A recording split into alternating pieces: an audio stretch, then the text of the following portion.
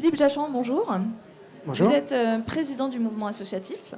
Est-ce que vous pouvez nous dire, de votre point de vue d'observateur et de fédérateur de ces associations, comment se porte le secteur associatif aujourd'hui ?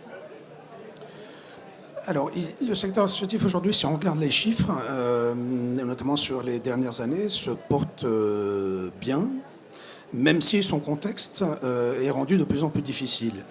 Mais la dynamique associative en France continue d'être extrêmement puissante. Nous avons 1 300 000 associations en France. C'est un secteur qui regroupe plus d'1 800 000 emplois. C'est un secteur qui reste en dynamique. Il y a plus de 70 000 associations qui se créent tous les ans.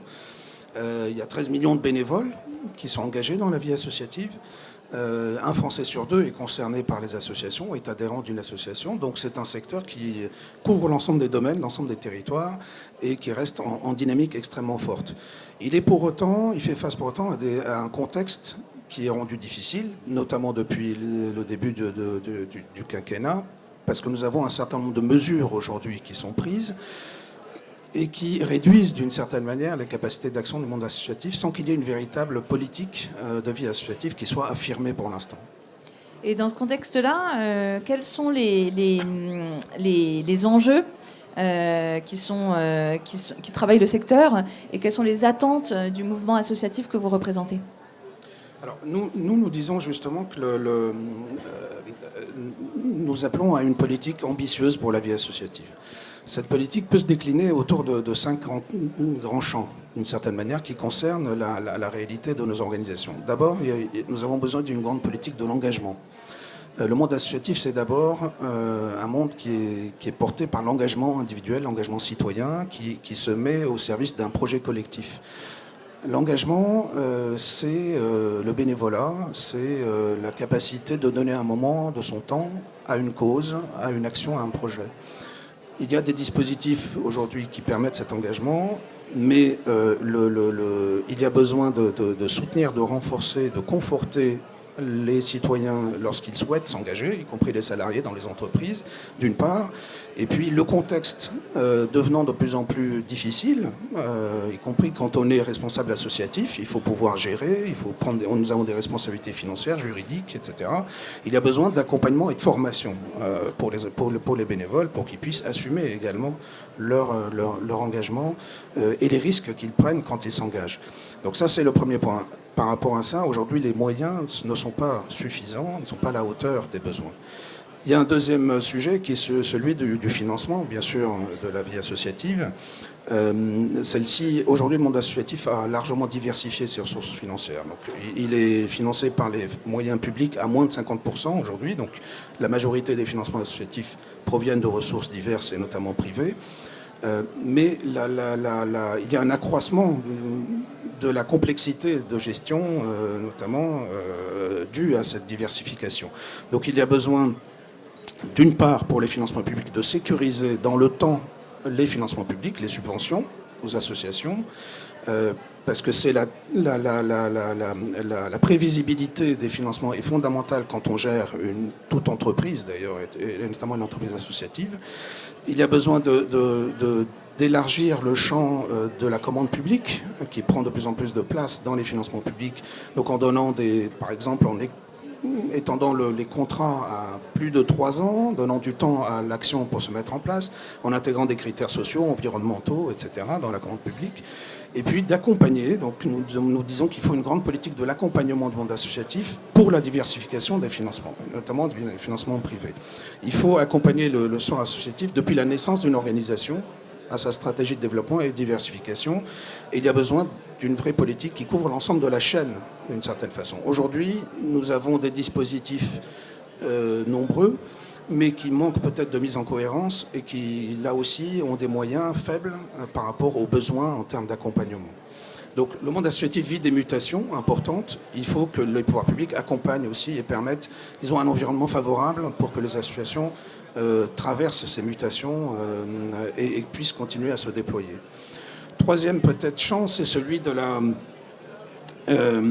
la prise en compte des spécificités associatives dans les politiques transversales du gouvernement. C'est-à-dire quand il s'agit de penser une politique économique, et on l'a vu sous le quinquennat précédent avec la mise en place du CICE pour les entreprises du champ marchand, les associations sont également des acteurs de l'emploi. Vous avez des entreprises associatives qui, je disais, salarient plus de 1 800 000 salariés. Il y a aussi à prendre en compte la réalité des associations comme un acteur économique. Alors, les choses ont évolué. On a une annonce qui est bonne, pour 2019, de baisse de charges pour l'ensemble des entreprises, notamment des associations. Donc, c'est une bonne chose. Mais les modèles socio-économiques des associations sont très divers. Et il y a beaucoup d'associations qui passent sous le champ aujourd'hui du CITS et donc de la baisse de charges pour les salaires. Et vous avez tout le champ associatif qui est bénévole, donc qui ne salarie pas, qui n'a pas de salariés et qui ne va pas être concerné par cette mesure. Donc ce que nous disons, c'est qu'il faut, dans les politiques publiques, faire attention à la réalité des acteurs et à leur diversité et la diversité des modèles socio-économiques. Les associations répondent d'abord à des missions, à des objets sociaux, et elles ont des modèles économiques qui sont adaptés à ces missions. Voilà. Donc il faut qu'il y ait une politique qui tienne compte de cette diversité également. Une dernière question sur peut-être sur les atouts des associations dans ce contexte. Elles en ont forcément. Est-ce que vous pouvez nous en dire un mot ?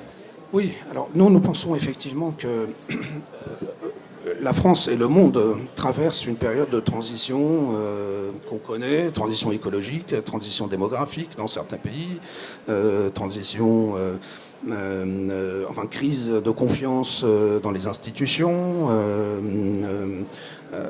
Donc nous sommes dans une période de transition sur différents domaines. Le monde associatif, pour nous, nous considérons que c'est une clé de voûte pour tout un ensemble de sujets. Les associations, finalement, c'est un acteur à la fois politique, c'est un acteur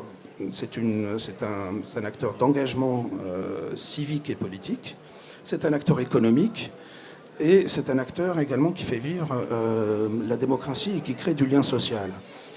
Ces trois dimensions du champ associatif sont, pour nous, des dimensions modernes et qui peuvent être extrêmement utiles dans une période où nous vivons des transitions et où nous sommes à la recherche, d'une certaine manière, de nouvelles recettes pour la cohésion sociale et d'un nouveau modèle de contrat social, d'une certaine manière. Alors, quand le président de la République